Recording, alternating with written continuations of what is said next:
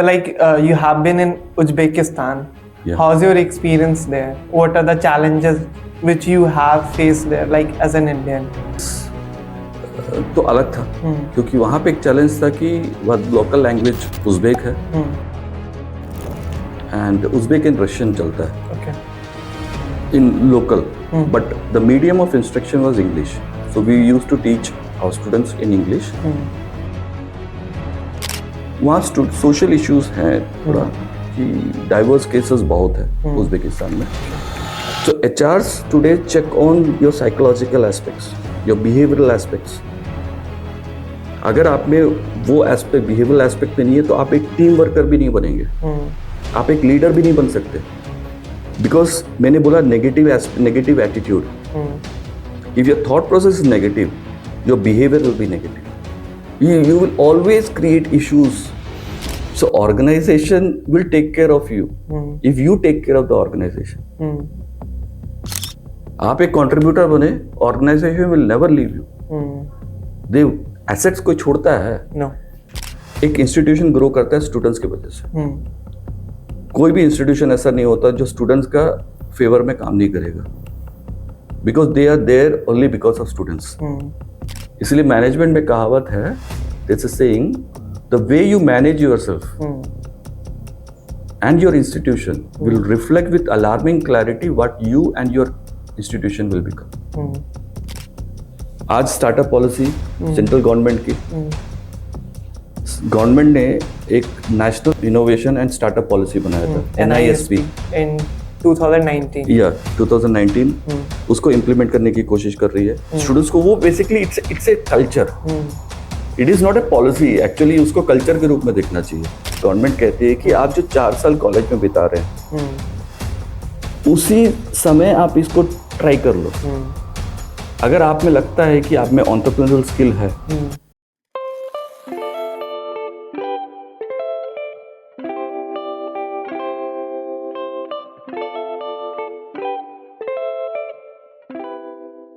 Welcome to the hustler show. आज के podcast episode के स्पेशल गेस्ट हैं doctor Manoj Varghese. Doctor Manoj Varghese is the group director of corporate communication and the professor of management studies with a phenomenal experience of 24 years at Rungta Educational Foundation. And आज का episode बहुत ही interesting होने वाला है for students, for entrepreneurs and for those who are looking themselves to navigate their career in corporate. And as usual, the Hustler Show brings something new, something different and something special through a one-on-one podcast in this YouTube channel. और अगर आज के इस podcast episode से आपको कुछ भी सीखने को मिला तो stay tuned with us for more videos. And let's welcome Dr. Manoj Varghese on THS. Thank you, Raju. Welcome to the show, sir. Thank you.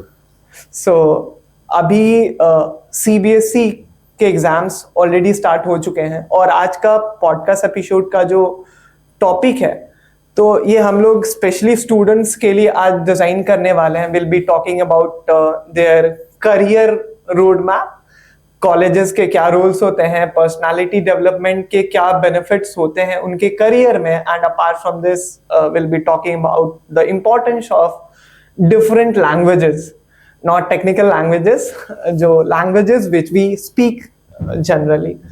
तो अभी CBSE के पेपर्स ऑलरेडी स्टार्ट हो चुके हैं और अभी ये पॉइंट है where students have to take their decision कि उन्हें आगे क्या करना है. Like this is the point where students chose that they want to become an engineer, they want to become a doctor, whether they want to pursue their career in banking, railways and all. तो what would you like to suggest them कि अभी उनका mindset क्या होना चाहिए और आगे plan करने के लिए क्या क्या पहले से चीजें होनी चाहिए जो उन्हें प्रिपेयर करके रखना चाहिए? एक्चुअली अभी तो एग्जाम्स दे रहे हैं बच्चे 10th एंड 12th के, बट बेसिकली जो करियर की बात है when it comes to students of 10th when they are choosing their subjects, यहाँ एक ट्रेंड चला जाता है कि लोग मैथ्स लेते हैं क्योंकि इंजीनियर बनना है. So that should not be, everyone is doing, you should not do it. Actually हमको पता रहना चाहिए कि हमारी पर्सनालिटी टाइप क्या है.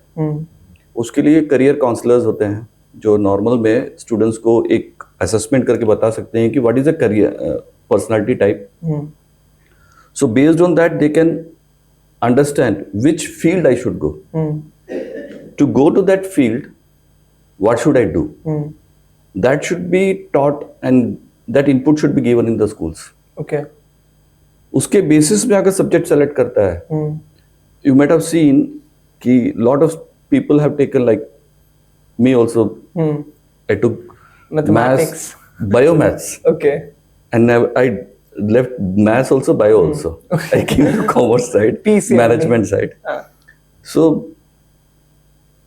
उस समय ऐसा कोई गाइडेंस होता नहीं था. आज तो स्टूडेंट्स को बहुत सारे गाइडेंस है, बहुत सारी अपॉर्चुनिटी है, बहुत सारे काउंसलर्स हैं जिनके पास जाना चाहिए, जिनसे गाइडेंस लेना चाहिए. और सबसे इम्पोर्टेंट है स्कूल्स की ड्यूरेशन में पर्सनालिटी असेसमेंट. स्कूल्स में ये जो एक्स्ट्रा करिकुलर को करिकुलर एक्टिविटीज जो होते हैं, नॉर्मल में स्टूडेंट्स को लगता है कि it is part of the process. Schools में एक्स्ट्रा करिकुलर और को करिकुलर एक्टिविटी रखा जाता है कि स्टूडेंट्स उसमें पार्टिसिपेट करके अपने आप को एसेस कर सकता है whether I am in which area I am good. Like there will be language clubs, there will be sports, there will be cultural activities. Whether I am good in which cultural activity I am good, which sports I am good, whether I am good in sports or not, whether I should go for debating, whether I am good in quizzing, and उसमें से धीरे धीरे उसकी inclination समझ में आती है. और साथ में अपना एक पर्सनालिटी असेसमेंट टेस्ट करना चाहिए कि whether I am introvert, whether I am extrovert. So what type of personality type I am. Knowing myself पे कोशिश करना चाहिए स्टूडेंट्स को फोकस करने की. So more I know myself, so that will help me to select the career which actually I intend to. Otherwise वो क्या होता है ना कि चेंज होता रहता है, कोई दिक्कत होती नहीं है. You can definitely change once you go take mathematics. People have changed their career.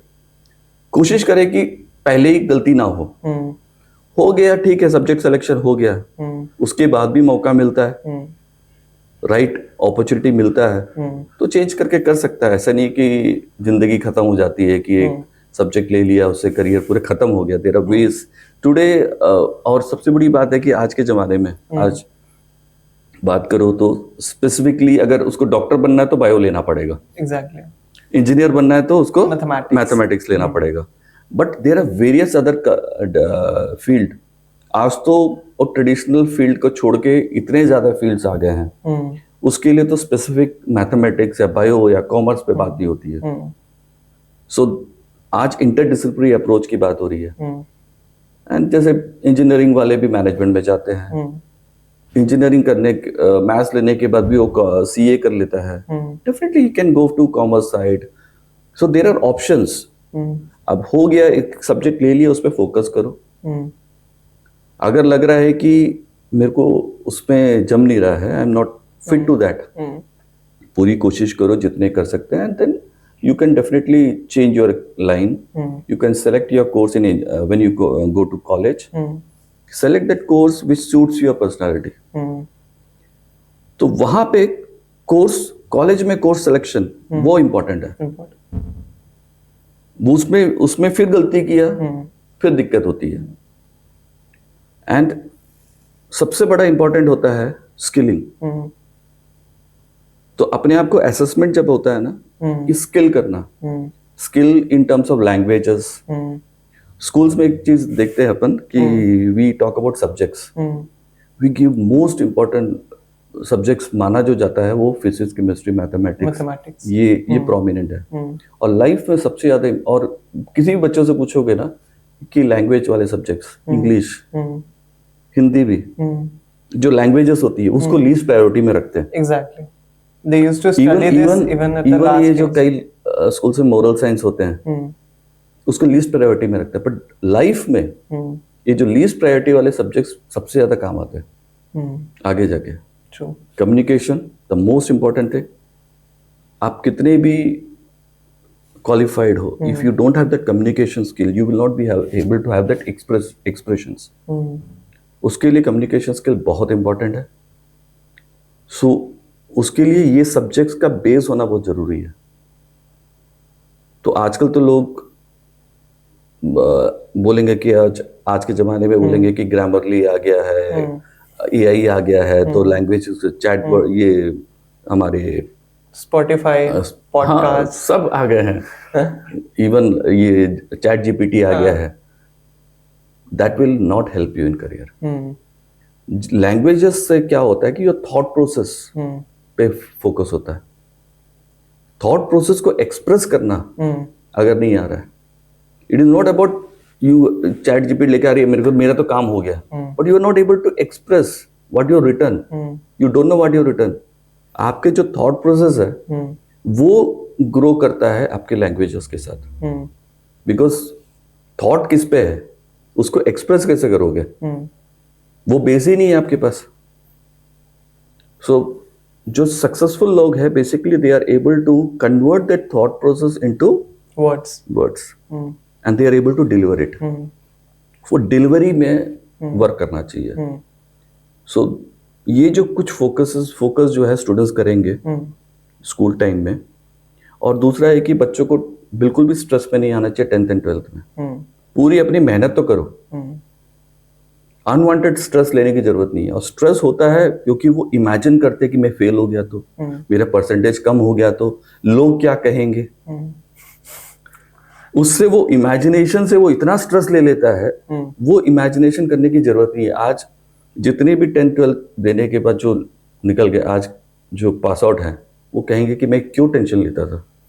Okay, मेहनत करो, अच्छा परसेंटेज लाओ, अपनी मेहनत में कमी मत रखो, बट थॉट प्रोसेस को कंट्रोल करो कि ये क्या होगा वो क्या होगा, इमेजिनेशंस मत करो, तो ऑटोमेटिकली स्ट्रेस कम होगा।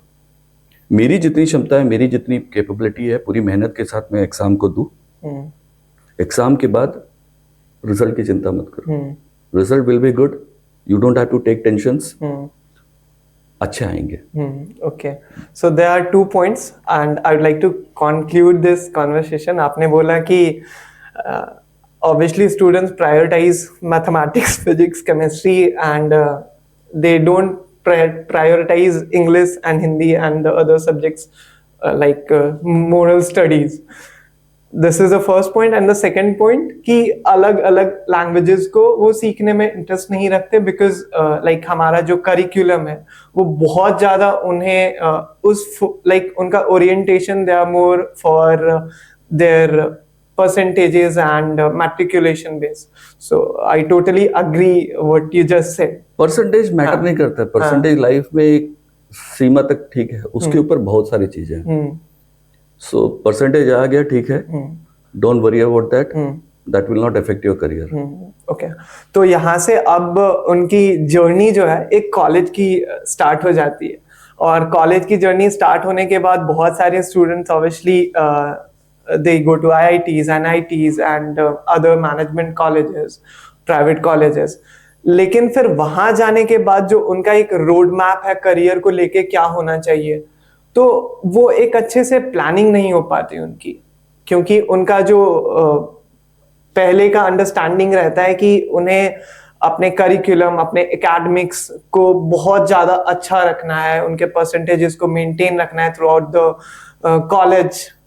तो वो बहुत ज्यादा अदर करिकुलर एक्टिविटीज में अपने आप को इन्वॉल्व नहीं कर पाते, अपने आप को स्टेज एक्सपीरियंस नहीं दे पाते। And whenever they got the chance to represent themselves on a stage or in front of a large audience, so obviously they don't use to convey what they are thinking.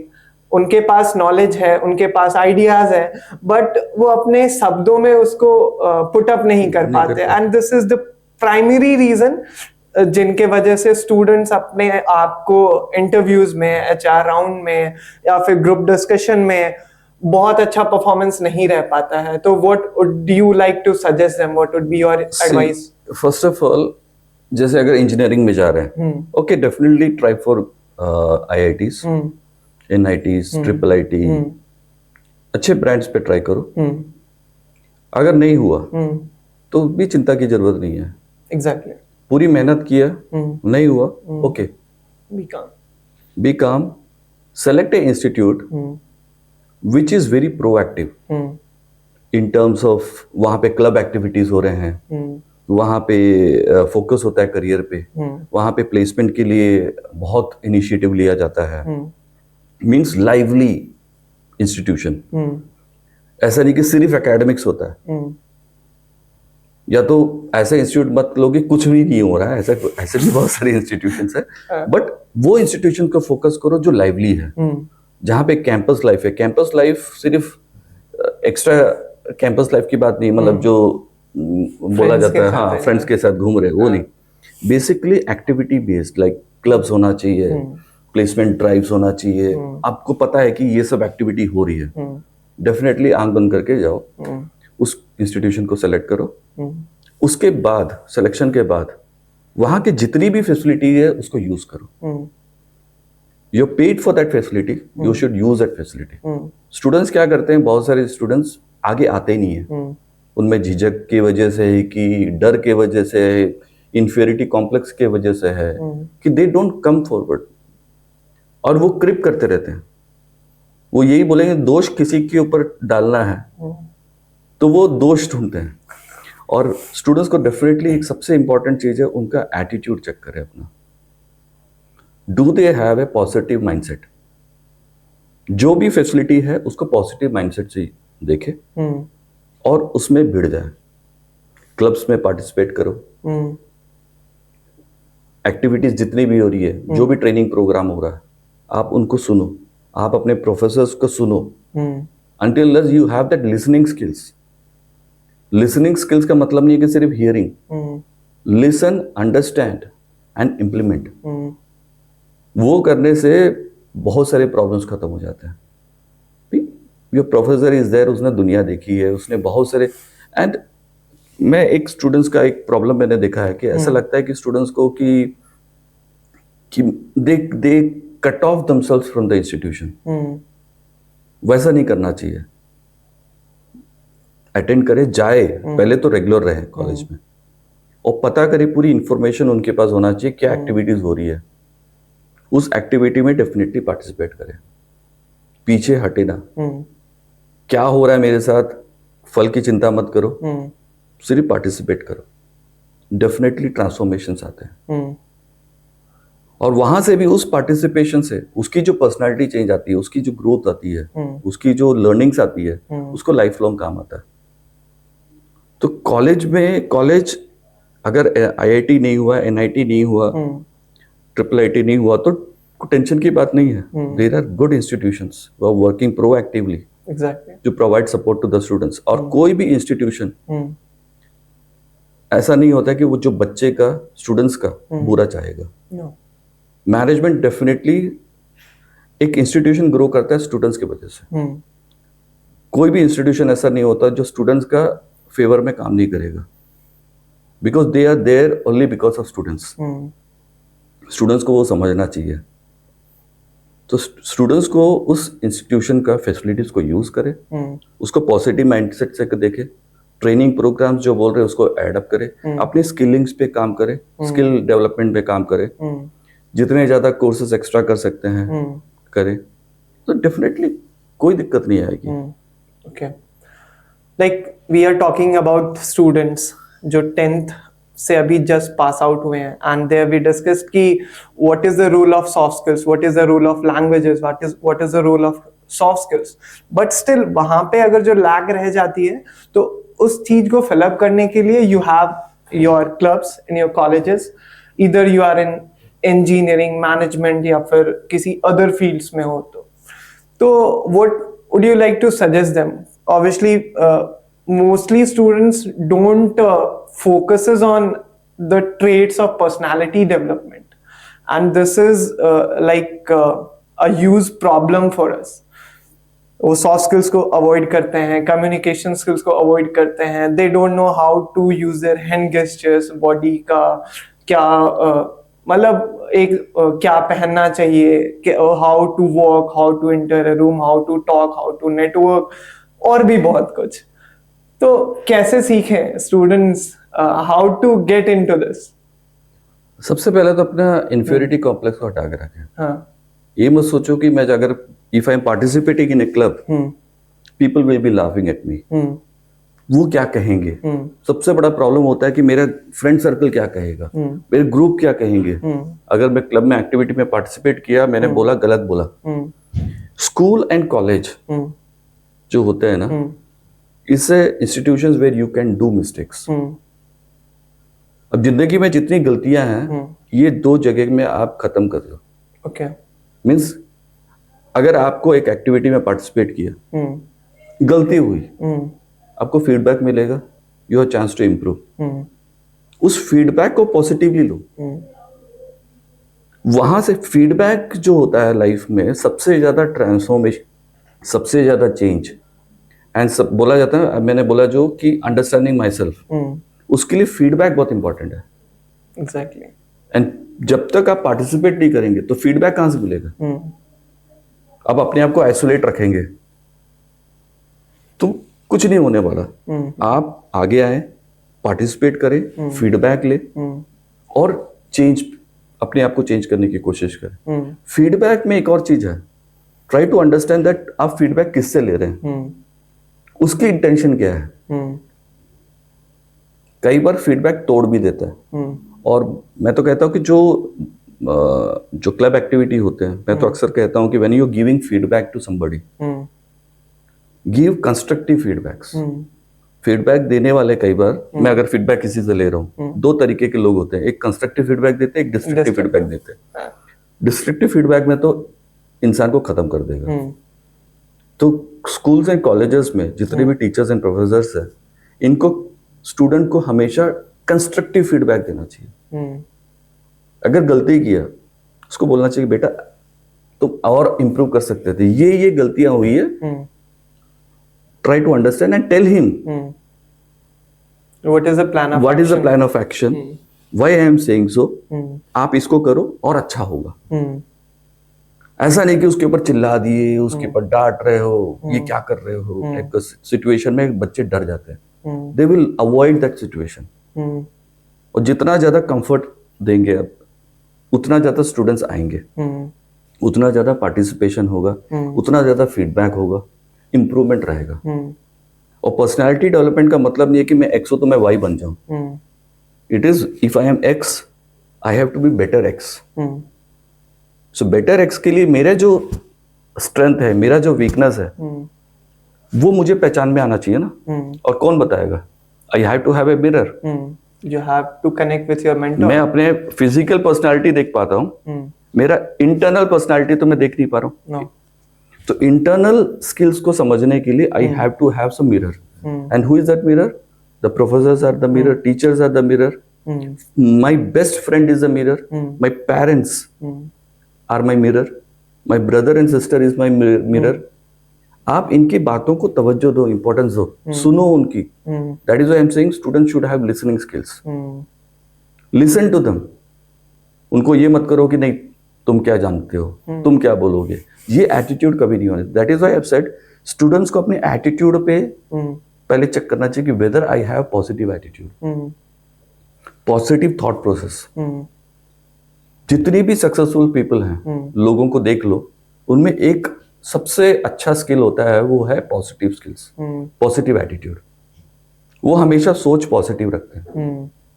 सोच positive रहेगा, सब positive होगा। सोच negative होगा, definitely student के साथ negative होगा। I would like to extend this, you should have a positive attitude, life long learning trait and a beginner mindset if you are going to start something new. True.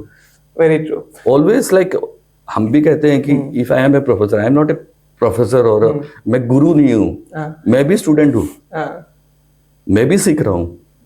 Like I was telling today also, I have to understand the youth, to understand the social media, what is trending.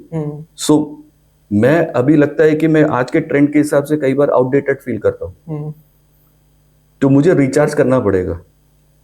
मुझे validate, मेरी validity के लिए जैसे अपन SIM की validity करते हैं, उसको recharge करना पड़ता है, ऐसे ही मुझे भी अपनी वैलिडिटी के लिए मुझे रिचार्ज करना है अपने आप को।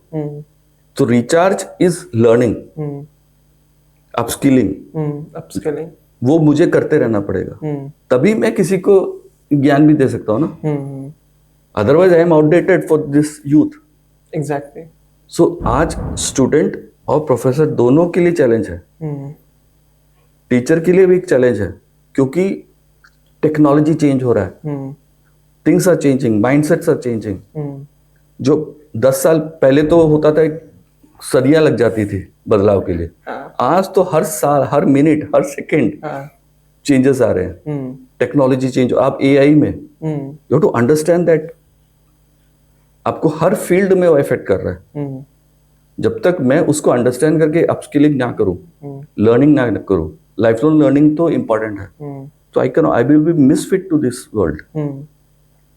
सो जैसे मैं स्टूडेंट्स को बोलता था हमेशा, एक मेरे पेट डायलॉग रहता है, अचार और इंसान में फर्क होता है। ओके, क्या? अचार जो पिकल जो होता है, अचार जो होता है, अपन क्या करते हैं, बना के एक भरनी में रख के उसको एक कोने में छोड़ देते हैं। जितनी पुरानी, बिना डिस्टर्ब किए जितना पुराना अचार रहेगा उतना बेहतर अचार। टेस्टी। ओके। अब एक इंसान को ले लो, उसको बंद कर दो कमरे में, उसको 10 साल के बाद निकालो या 20 साल के बाद निकालो, वो इंसान खत्म है। हाँ। क्योंकि इंसान का जो डेवलपमेंट होता है वो कॉन्शियसली डेवलप होता है। जब तक मैं चाहूं ना तो मुझे कोई चेंज नहीं कर सकता। तो स्टूडेंट को अगर परिवर्तन चाहिए, स्टूडेंट को डेवलपमेंट चाहिए, तो स्टूडेंट की सोच होनी चाहिए कि मुझे डेवलप होना है, और ये है जगह जो मेरी डेवलपमेंट के बारे में सोच रहा है। ये प्रोफेसर्स मेरी डेवलपमेंट के बारे में सोच रहे हैं। इनको इनकी जो, जैसे एक टीचर है, टीचर को क्या मिलता है? If the student get success, he succeeds in life. Student teacher के पूछ लेना, that moment is priceless. Student का जो सक्सेस है ना, वो मॉनिटरी नहीं होता, नॉन मॉनिटरी प्राइसलेस अचीवमेंट है। आज 25 इयर्स हो गया एकेडमिक्स में, जब मेरे स्टूडेंट्स, जो पुराने स्टूडेंट्स फोन करते हैं कि अपने अचीवमेंट बताते हैं कि मेरा प्रमोशन हो गया, मेरा ग्रोथ हो गया, आज मैं इस पोजीशन में हूं, तो उनको अचीवमेंट हुआ, बट उसके से ज्यादा हमें जो फीलिंग आती है वो प्राइसलेस है। वो हमारे बच्चे हैं। बच्चे का सक्सेस माँ बाप के लिए बहुत खुशी देता है, प्राइसलेस खुशी देता है। ऐसे हर एक टीचर या प्रोफेसर जो है उस मोमेंट के लिए काम करता है। एक अच्छा प्रोफेसर होगा, अच्छा टीचर होगा, तो उस मोमेंट के लिए काम करता है। तो स्टूडेंट को समझना चाहिए कि यू आइडेंटिफाई कि आप अच्छे एक टीचर को मेंटर बनाए, अच्छे प्रोफेसर को मेंटर बनाए, या तो ठीक है आपको लग रहा है तो आप एक मेंटर को तो सिलेक्ट करें अपनी लाइफ में। आप मेंटर रखोगे, मेंटर आपको जो गाइडेंस दे सकता है, और उसको सुनो, लिसनिंग स्किल, फीडबैक है, मिरर है। आपको अगर फिजिकल पर्सनालिटी मिरर में देख के आप अपने आप को चेंज करते हो, मिरर दिखा रहा है कि आप में कुछ खोट है और आप चेंज नहीं करते हो, तो किसकी बाहर जाके लोग हंसेंगे। ऐसे इनर पर्सनालिटी के लिए, इनर स्किल्स समझने के लिए, इनर ट्रेट्स जो बोलते हैं, इनर क्वालिटी ट्रेट्स को समझने के लिए, if you have A mentor in life, आपके पेरेंट्स हो सकते हैं, आपके ब्रदर सिस्टर हो सकते हैं, आपके टीचर्स हो सकते हैं, किसी को तो रखो। वो आपको जो मिरर दिखाएगा, उनको सुन के आप अपने आप को परिवर्तित करो। सक्सेस ऑटोमेटिकली मिलेगा, बिकॉज उनके लिए आपके सक्सेस से कोई, देयर इज नो जेलसीनेस। ये मत समझो कि उनको कुछ फायदा हो, मतलब वो गलत बता रहे। और इसीलिए कि चुनो कि कुछ लोग होते हैं जो बड़ा डिस्ट्रक्टिव फीडबैक देते हैं, उसमें थोड़ा सा प्रिकॉशन रखना पड़ेगा। तो क्योंकि उनका नेचर ही होता है ऐसे, bull in the China shop type का है कि गाय दड़ दड़ दड़ आपको इतना नेगेटिव बोलती है कि टूट गया, हिम्मत ही नहीं होता है। तो ऐसे मेंटर्स रखो जो आपको कंस्ट्रक्टिव फीडबैक दे, और उनके साथ हमेशा टच में रहो, जिनके हाथ में वो आशीर्वाद रहता है। और दूसरे के स्टूडेंट्स को, जैसे टीचर्स डांटते हैं, आज तो टीचर्स डांट नहीं सकते, और कईयों के लाइफ में आज स्टूडेंट्स का एक दिक्कत यह है कि उनको डांटने वाले टीचर्स नहीं है। ये डांट जो होती थी ना, ये आशीर्वाद होती है। जितना आपको, अगर डांट मतलब आप गलत डायरेक्शन में जा रहे हो, वो अलार्म है कि बेटा सही डायरेक्शन में आ जाओ। सो वो डांट को पॉजिटिवली लो, वो आपको सही दिशा दिखाने के लिए, और उस दिशा को फॉलो करते रहोगे। और डांट जो है आपके लिए एक्चुअली आशीर्वाद था, आपने उसको नेगेटिव ले लिया। Exactly, very true, sir. Like even I agree with this. Ki you have to be always not at the soft corner for your mentees. Sometimes you have to be hard for them. So very true. Like even I have seen my parents. They are not always at the soft corner for me. Sometimes they used to scold me. Sometimes they used to like क्या कर रहा है तू? So प्यार करते हैं, इसी को डांटते हैं। हाँ। तो आजकल तो डांट के इतने नेगेटिव एस्पेक्ट पे लिया जाता है, वो डांट नहीं है, वो बेसिकली बहुत पॉजिटिवली लो, एक आशीर्वाद है उसको। मैं तो मेरे साथ एक इंसिडेंट हुआ था। मैं जब भी किसी को ऐसे स्टूडेंट्स को देखता हूँ तो गलत कर रहा है तो मैं डांट देता हूँ, उसके बाद समझाता हूँ कि बेटा इसीलिए मैंने डांटा। कई बार ऐसा स्टूडेंट को पता ही नहीं डांटा क्यों। तो मैं उनको समझाने की कोशिश करता हूँ मैंने डांटा क्यों, अगली बार मत करना ऐसे, ये अच्छा नहीं लगता तुम्हारे लिए। तो ऐसा हुआ, रात को मुझे एक मैसेज आया कि सर आप फलाना सर हैं क्या, मतलब तो मुझे लगा कि क्यों पूछ रहे हैं, मुझे मैसेंजर में आया। तो मैं बोला कि यस, मुझे आपसे सॉरी बोलना है। रात को 11:30 बजे मैसेज आया। तो मैं बोला कि कौन है जो मजाक कर रहा है कि रात को 11:30 बजे मुझसे सॉरी बोलना है और थैंक यू भी बोलना है। मैं बोला कि अब तो मैं बोला कि कौन हो। फिर उसने कहा कि मैं आपका मतलब 2012 में स्टूडेंट रहा हूँ, इंजीनियरिंग में था। तो वो इंसिडेंट्स मुझे बताया कि मैंने उसको 2nd फ्लोर कॉरिडोर में उसको डांटा था क्योंकि वो अब मुझे रिलेट किया, जब बोला तो मेरे को स्ट्राइक किया क्योंकि वो स्टूडेंट को टीचर ने बाहर निकाल दिया, तो वो बाहर खड़े होकर क्लास को डिस्टर्ब कर रहा था। अब मैंने उसको देखा तो मैंने डांटा, और क्या कर रहे हो, फिर समझाया उसको। आज उसको रियलाइज हुआ कि वो मुझे बता रहा है कि आपके डांट के बाद जो मुझे समझ में आया कि व्हाट आई एम डूइंग, आज वो गवर्नमेंट जॉब में है। और मुझे थैंक यू बोलने के लिए किया था कि आप उस दिन डांटे थे तो मेरे को थोड़ी सी राह मिली, मेरे को अपने आप को चेंज करने का मौका मिला, और उस चीज का मेरे को फायदा मिला। And that was a surprise thing for me also, कि वो जो स्टूडेंट, देखो वो मेरे डांट से नहीं हुआ था, but student has taken it positively. तो टीचर ने डांटा, आप पॉजिटिवली लो ना उसको, कुछ तो होगा। Exactly. तो आज टीचर ने डांटा, वरना कल को दुनिया डांटेगी तुमको। दुनिया की जो डांट है, दुनिया की जो दिक्कतें हैं, वो आप झेल नहीं पाओगे। तो आज जो भी टीचर आपको डांटते हैं, प्रोफेसर आपको कुछ बोलते हैं कि बेटा ऐसा करो, you have done wrong, try to listen to them और उसको फॉलो करो। Okay, sir. So like you have been in Uzbekistan.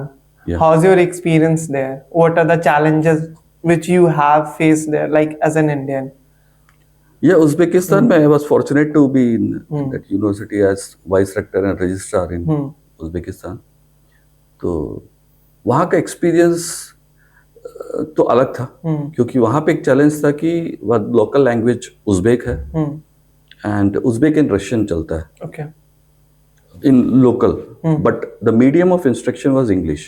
So we used to teach our students in English, and for administrative work, we have to do in 2 languages. Once we have to do it in English and translate into Uzbek. Okay. And government communication पूरे Uzbek में होता था। But उसमें मुझे मजा आता था, मुझे वो एक सीख मुझे अच्छा लगता, मतलब एक डिफरेंट फीलिंग था कि that was a different world itself, moving with a translator, meeting government officials, and translation की वजह से जो दिक्कतें आती है, उसमें समझ में आता है कम्युनिकेशन गैप क्या होता है। बिकॉज ट्रांसलेटर को लेके जाते हैं तो प्रॉब्लम क्या है कि ट्रांसलेटर की अंडरस्टैंडिंग के बेसिस में वो हमको बताता है, फिर हम अपनी अंडरस्टैंडिंग के बेसिस में उनको बताते हैं, वो फिर ट्रांसलेट करके सामने को बताता है। उसमें इतने कम्युनिकेशन गैप आते थे, तो हम लोग सीखते थे कि how to overcome that communication gap. तो एक अलग एनवायरनमेंट था, सीखने को बहुत मिला।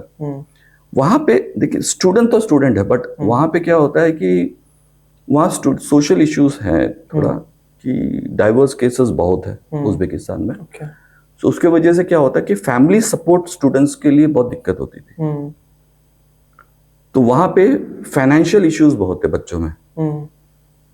तो मैंने एक चीज देखा कि बच्चे कॉलेज में, यूनिवर्सिटी जैसे पहुंचे, इवन स्कूल्स के स्टूडेंट्स जो जिनके घर में वाकई में बहुत इश्यूज हैं, वो सब वर्क एंड स्टडी करते थे।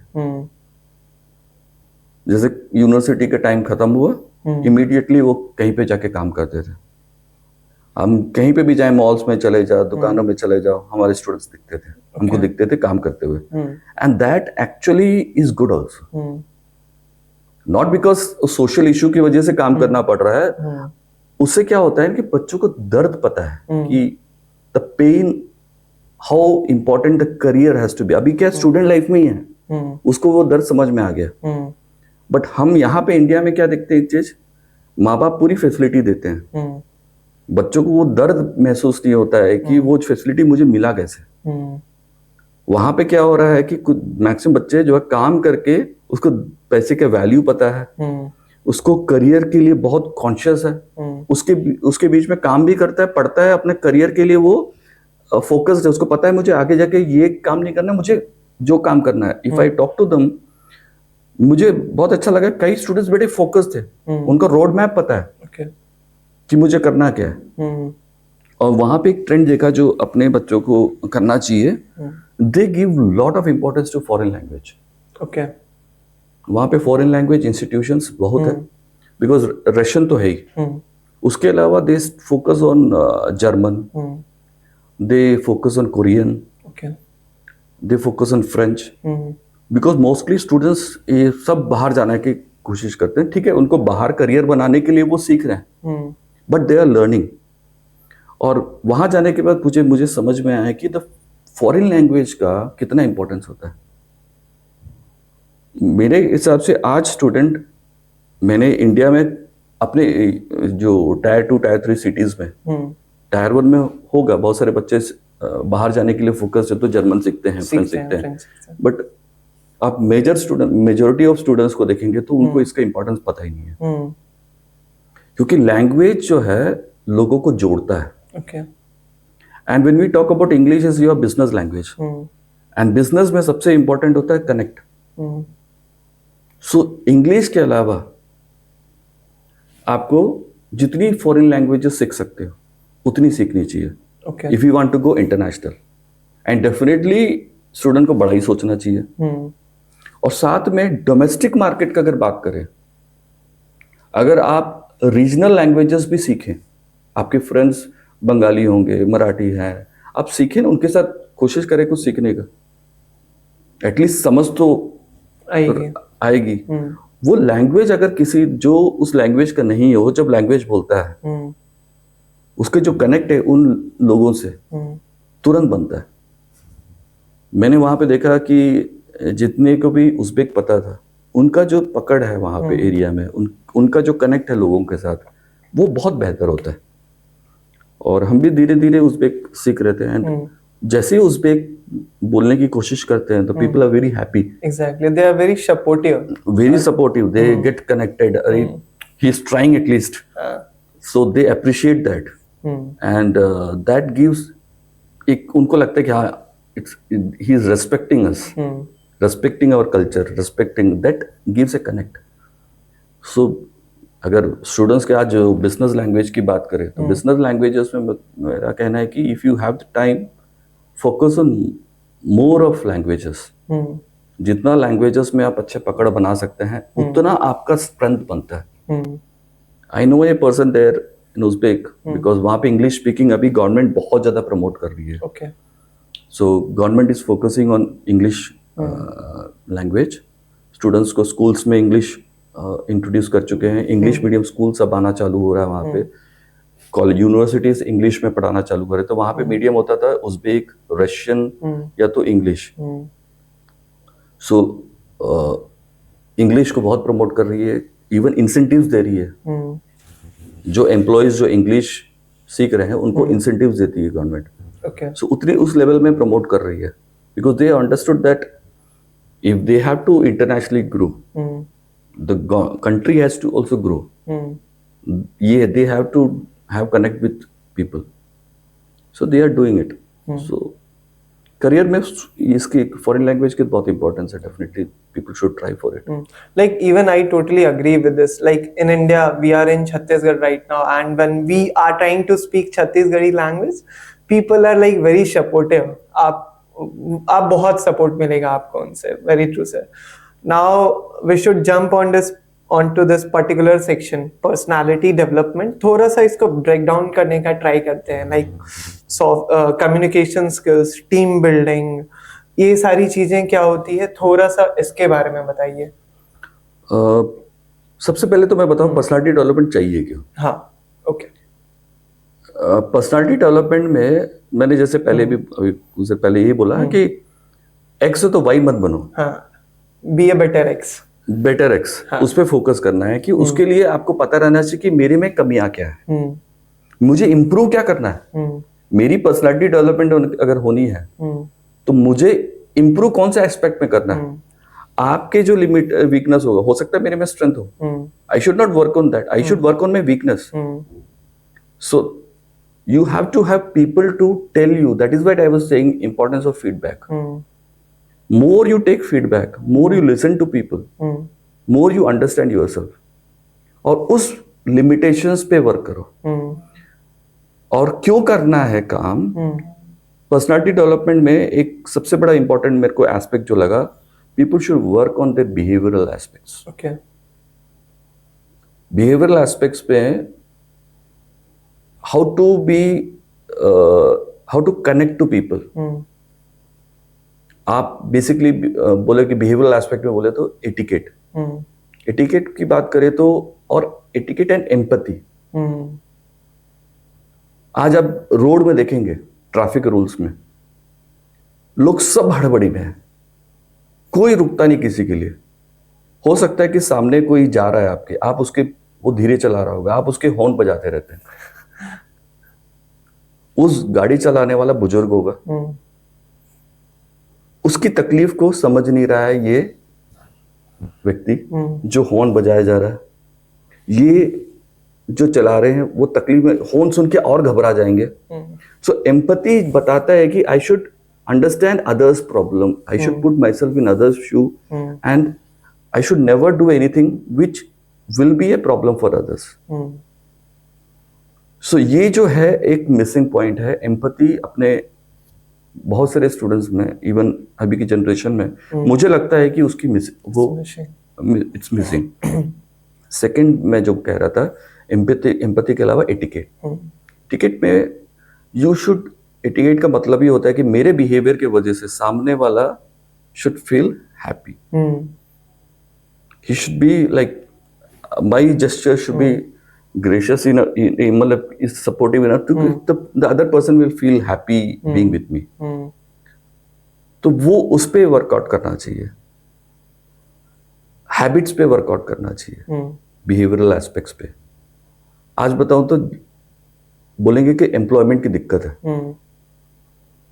आज एम्प्लॉयमेंट की दिक्कत नहीं है, वैकेंसीज हैं, बट उस वैकेंसी में फिट होने लायक व्यक्ति नहीं है. तो स्टूडेंट्स व्यक्ति नहीं, आप कितने भी एचआर से पूछ लो, एक पोस्ट के लिए एप्लीकेशन बहुत आते हैं. वो एप्लीकेशन रिजेक्शन का जब ले भी लेते हैं ना, they are so troublesome. So HRs today check on your psychological aspects, your behavioural aspects. अगर आप में वो एस्पेक्ट, बिहेवियरल एस्पेक्ट नहीं है, तो आप एक टीम वर्कर भी नहीं बनेंगे, आप एक लीडर भी नहीं बन सकते. बिकॉज मैंने बोला negative attitude. If your thought process is negative, your behaviour will be negative. You will always create issues, and I don't want people issue creators in my institution, my organisation. I want contributors. And who can be a contributor? A contributor can be a person who is having positive thought. Exactly. And he should have innovative thought process. He should think for the organization. And we require thinkers.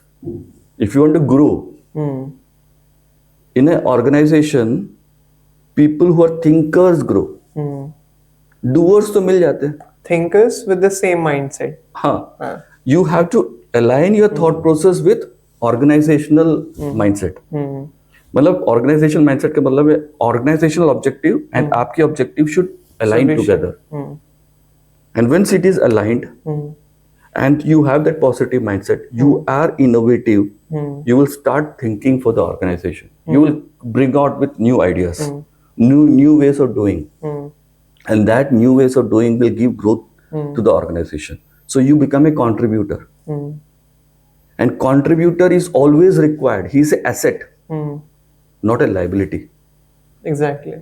There are people who become liability to the organization and they don't know that they are liability. Okay. And liabilities are people who have behavioral issues. They think that I joined this organization, the organization has to take care of me. Okay. So organization will take care of you if you take care of the organization. So one-sided नहीं होता ना. It should be two ways. Two-sided. Two ways. तो दोनों दिशा में वो workout होना चाहिए. तो इसलिए मैंने कहा कि आज आप देखेंगे ये बिहेवियरल एस्पेक्ट में बहुत प्रॉब्लम है आज के जनरेशन में. They don't understand the need of the organization. They don't understand which position you are in. उस पोजीशन की रिक्वायरमेंट क्या है, उस पोजीशन के हिसाब से आपका रोल के हिसाब से रोल बिहेवियर चाहिए आपको. And you should note to switch between roles. Roles में स्विच करना means you are having a role in your family, you have a role in your organisation, you have a role with your friends. Everywhere you can not have the same attitude.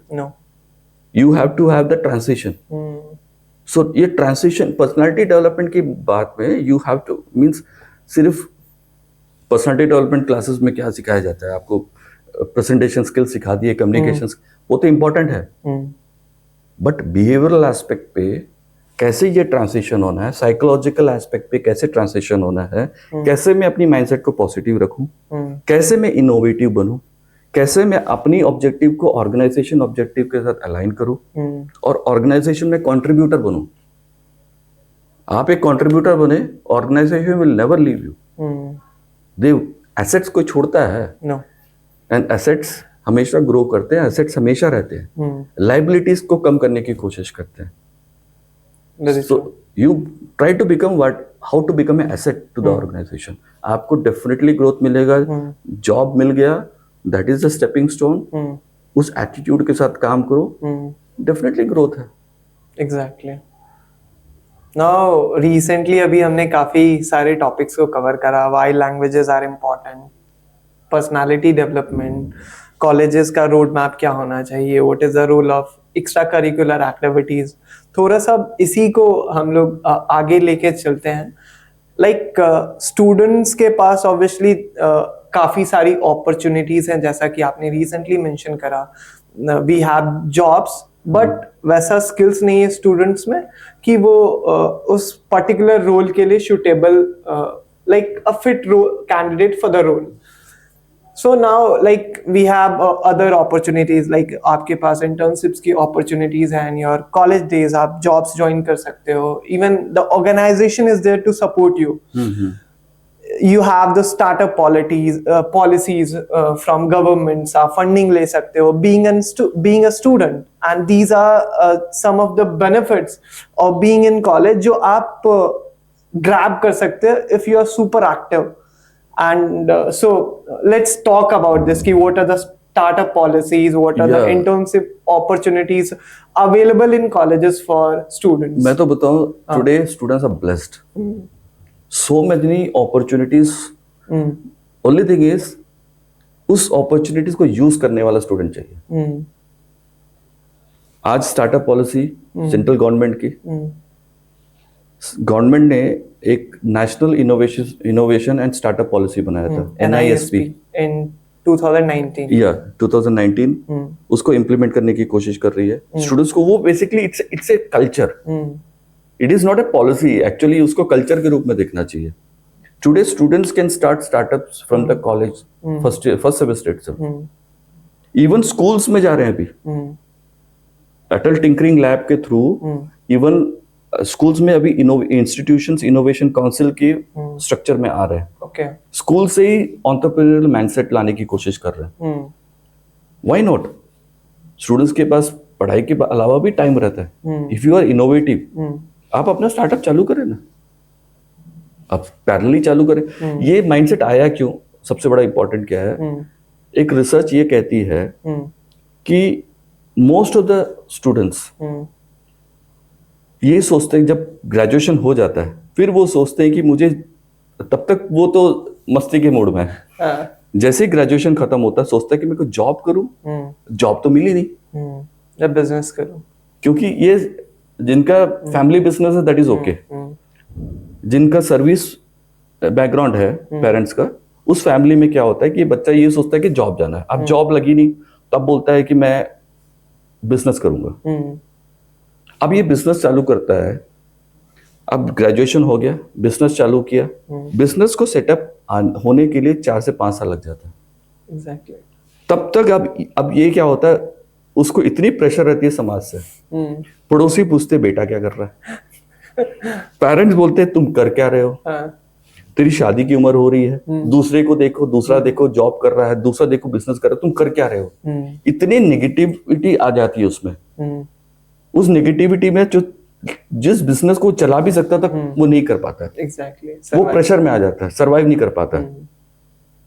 तो वो उस चीज को दूर करने के लिए government कहती है कि आप जो 4 साल कॉलेज में बिता रहे हैं, उसी समय आप इसको ट्राई कर लो। अगर आप में लगता है कि आप में एंटरप्रेन्योरियल स्किल है, जो आपने स्टार्टअप्स कॉलेज में किया, उसको वो एक्चुअली बोला जाता है seed, idea is a seed and college is a nursery, incubation cell is a nursery, जहां पे अपना आइडिया को लेके उस सीड को वहां पे पौधा पर ग्रो करे, एक पौधा बनाए, नर्सरी है, बाहर लेके जाके उसको पेड़ बनाए। वो सिस्टम को समझो। तो क्या होता है कॉलेज लाइफ में, अब तो रिस्क है, मतलब वो कर सकता है, उसकी पढ़ाई भी चल रही है, वो सोशल प्रेशर से बाहर आ गया। अब उसके लिए एक सपोर्टिव सिस्टम चाहिए। सपोर्टिव सिस्टम के लिए national innovation and startup policy कहते हैं कि आज स्टूडेंट्स अगर अपने प्रोजेक्ट्स पे काम कर रहे हैं, अपने स्टार्टअप प्रोजेक्ट्स पे काम कर रहे हैं, कॉलेजेस अटेंडेंस, एकेडमिक अटेंडेंस उसको दे सकते हैं। That is also considered as academic attendance, but monitoring में होना है। उसके लिए इंक्यूबेशन सेल होना चाहिए कॉलेज में, उसके लिए एक स्टार्टअप इनोवेटिव इकोसिस्टम होना चाहिए, उसके लिए पूरे सपोर्ट सिस्टम होना चाहिए। तो कॉलेजेस को आज गवर्नमेंट इक्विप कर रही है with all these facilities, so that अब नर्सरी तो बन गया, फैसिलिटी नहीं है तो कैसे एक सीड भी पौधा बन सकता है। तो वो फैसिलिटी के mentoring facility, seed fund grants आ गए हैं बहुत ज्यादा। अभी स्टार्टअप इंडिया के ग्रांट्स तो अभी नहीं, बहुत समय से चला आ रहा है। एंजल इन्वेस्टर्स हैं, कॉलेजेस भी इन्वेस्ट कर रही है स्टूडेंट्स के आइडियाज पे, उसको प्रोटोटाइप के लिए, सपोर्ट के लिए लैब्स बना रही है, आइडिया लैब्स। अभी कॉलेजेस पे आइडिया लैब्स आ गए। सो वो आइडिया लैब्स को यूज करे, इंक्यूबेशन सेल को यूज करे, मेंटरिंग सपोर्ट को यूज करे, अपना जो बिजनेस आइडिया है, स्टार्टअप आइडिया है, उसको वहां पे वो इमेजिन करे, उसको बन पाए, उसको एक लेवल तक लेके जाए। कंपनी फॉर्मेशन करने के लिए कॉलेज सपोर्ट करेगी, उसके जितने भी रिक्वायरमेंट्स, लीगल रिक्वायरमेंट्स है, वहां पे अभी इंक्यूबेशन सेल जैसे को वर्किंग स्पेस प्रोवाइड करती है, तो वहां पे अपना को वर्किंग स्पेस लेके अपनी टीम डेवलप करे। सो टीम डेवलप करके आपका आइडिया सक्सेसफुल हो रहा है तो क्या होता है कि you have one idea which has grown and definitely it will be growing, you take it and make it bigger.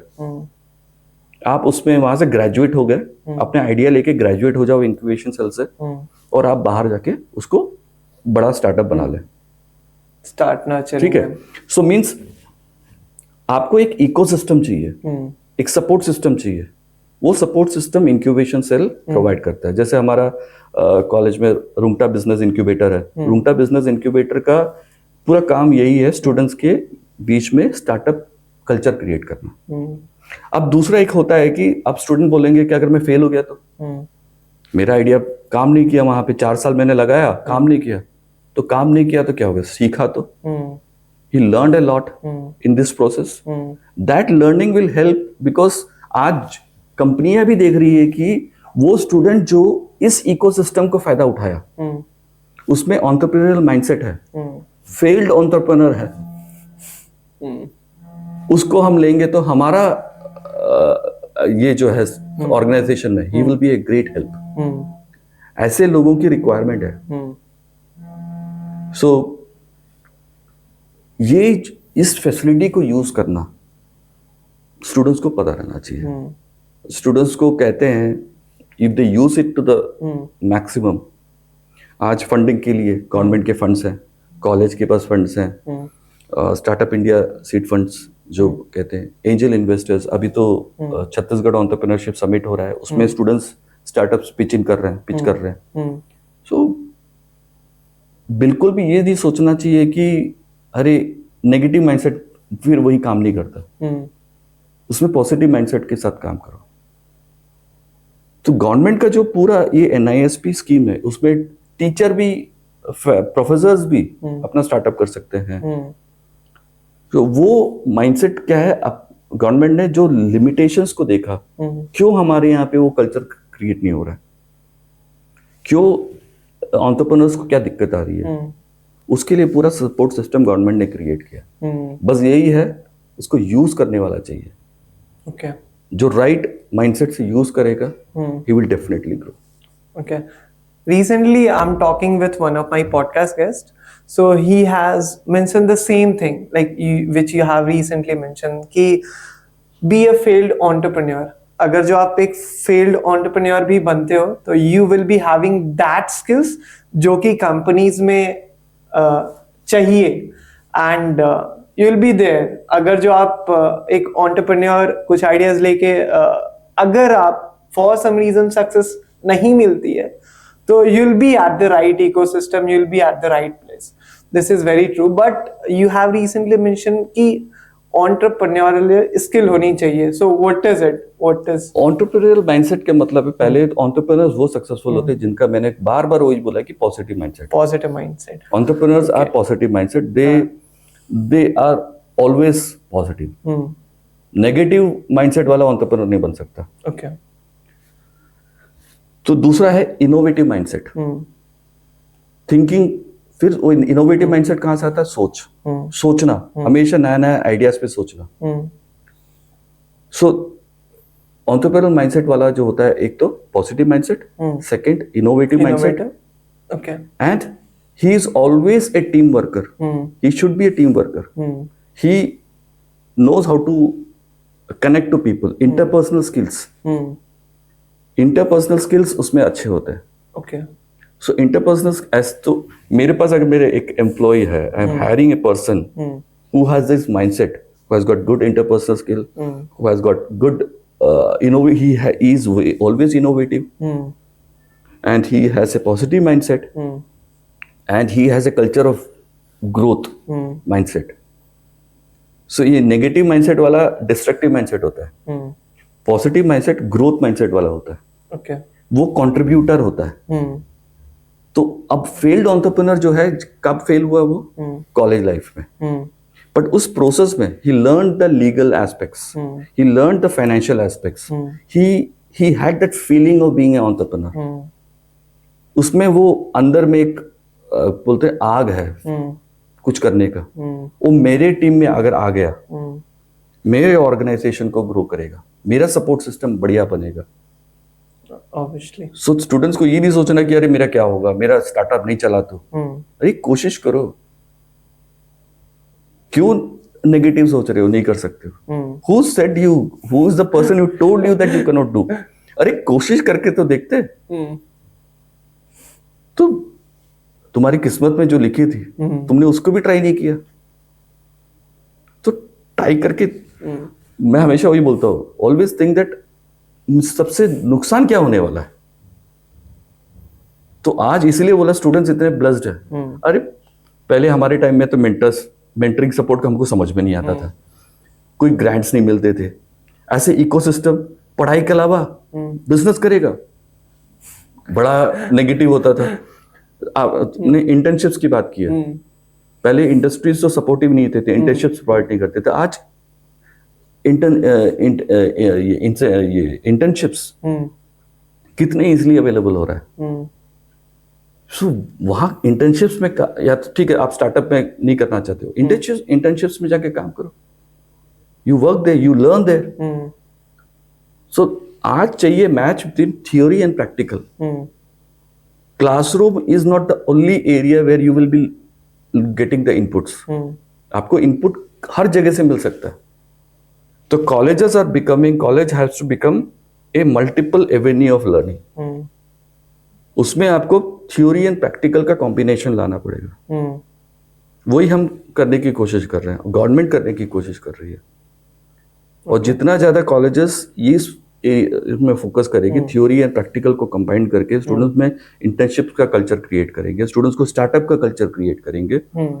Startup का मतलब नहीं है कि मैं तभी स्टार्टअप करूंगा जब मेरा आइडिया में इतना दम है कि मैं यूनिकॉर्न बन जाऊं।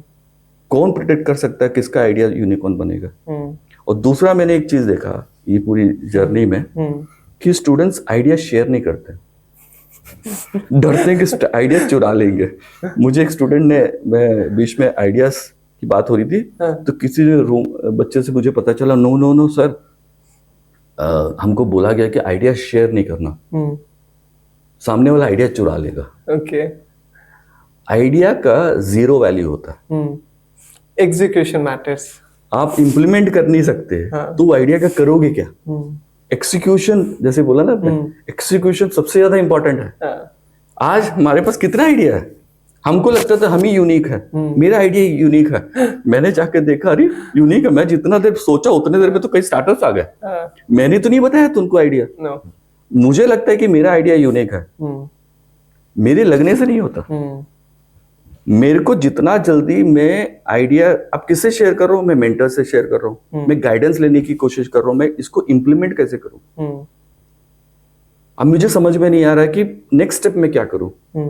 नेक्स्ट स्टेप में गलती ना करूँ, जितना गलती करूंगा उतना मेरा स्टार्टअप का डिले होगा, मेरा फाइनेंशियल लॉस होगा, टाइम वेस्ट होगा। Every second, every moment is important in startup. तो मेरे पास अच्छे मेंटर्स अगर हैं तो मैं गलतियां करने में कमी करूंगा। ओके, गलतियां होती है उसमें से सीखो, बट मेंटर रहेंगे तो आपका वो चांसेस आपका मिनिमाइज हो जाता है। बिकॉज मेंटर्स वो हैं जो एक्सपीरियंस्ड है, जो लाइफ में गलतियों से सीखे हैं। वो कह रहे हैं कि बेटे ये नहीं करना, इसीलिए तो आपको एक सीनियर की जरूरत है। और सीनियर का मतलब है जिसने ज्यादा दुनिया देखी है, जितना ज्यादा एक्सपीरियंस्ड है। ठीक है। और तो आप ऑटोमेटिकली इस कल्चर को, ये स्टार्टअप कल्चर को यूज करेंगे ना कैंपसेस में। जैसे अपने यहाँ पे रुंगटा में we are focusing, we are telling the students to utilise it, और definitely students will be successful. Obviously, we talk a lot about personality development, startup policies, roadmap for students, क्या होना चाहिए, and it will be a lot.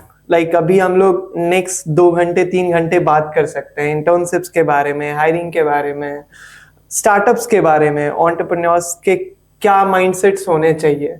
But I think it's the time to wrap up this episode, and I'd like to conclude this segment, startup policies. So you have just mentioned कि entrepreneurs की 2 qualities होनी चाहिए, you know, innovative mindset, and the second one is positive attitude and risk taking also. Okay. क्या होता है, everybody is not risk taking attitude. आपका ये 2 है। जब रिस्क टेकिंग एटीट्यूड जुड़ जाता है ना, he becomes a real entrepreneur. वरना आप एंटरप्रेनर, आप ऑर्गेनाइजेशन में एंटरप्रेनर माइंडसेट के साथ आप जॉब करते हैं, वहां पे आपका रिस्क नहीं है। तो आप रिस्क ले नहीं सकते, तो उस माइंडसेट के साथ आप जॉब करें ना, और उस ऑर्गेनाइजेशन को ग्रो करें जिसमें आप कंट्रीब्यूटर हैं। Okay, what would you like to suggest for entrepreneurs, students, or corporate people? No, my suggestion for students will be 2-3 things. You should have the trust in your institution. You should have trust in your professors. You should have trust in your seniors, like your parents, your brother, sister. मैंने बोला ना कि feedback, listening. You should have the listening skills. सुनो सबकी, समझो क्यों बोल रहे हैं, कुछ तो कारण होगा. You have to have a mirror with you always, and mirror is your this guardians, जो mentors हैं. आपको डांटते भी हैं, टोकते हैं, और डांटते हैं क्योंकि आपको प्यार करते हैं. वो चाहते हैं कि आपकी भलाई हो. तो ये पॉजिटिव माइंडसेट होना चाहिए. दूसरा, सोचो, इनोवेटिव बनो, always try new things. Second, read a lot. Understand what is going on in the world. Keep yourself updated with the social media, the new technologies and everything what is happening. How it is going to impact and how I am going to use it and make it as an opportunity rather than treating it as a threat. लोग कहते हैं कि new technology is a threat. Threat को तो मैं कुछ नहीं कर सकता. So but I can try to make it as an opportunity and encourage the situation. उसके लिए वो इनोवेटिव माइंडसेट चाहिए. So and उसके लिए I have to listen, I have to learn, I have to have the learning attitude. And it should be continuous. ऐसा नहीं कि मेरा मैं बीटेक कर रहा हूँ या मैं बीबीए कर रहा हूँ या तो मैं बीएससी कर रहा हूँ तो मेरा पूरे नॉलेज जो है उस करिकुलम में है. करिकुलम में कुछ नहीं मिलने वाला. करिकुलम आउटडेटेड होता है. It helps you to pass the exam. To get your... It is not the only knowledge. It is a part of it. वो सब कुछ नहीं है. तो स्टूडेंट बैठ कर रट रहा है, रट के एग्जाम दे के उसको लग रहा है कि मेरी परसेंटेज आ जाए तो यही एग्जाम मेरी जिंदगी. कंपनीज को ऐसे नहीं चाहिए. आप ये भी करें और 24 आवर्स आपके पास है. अब दिन भर तो पढ़ते रहिए, बाकी टाइम आप यूटिलाइज करें कंस्ट्रक्टिव एक्टिविटीज में. आप लाइक माइंडेड लोगों के साथ बैठो, उनके साथ डिस्कस करो, उनके विचारों के साथ आप तालमेल बनाने की कोशिश करो. So you have to have a good like minded people with you. इसलिए ये मेंटरिंग जो बोल रहा था ना मैं, वो लाइक माइंडेड फ्रेंडशिप भी होता है.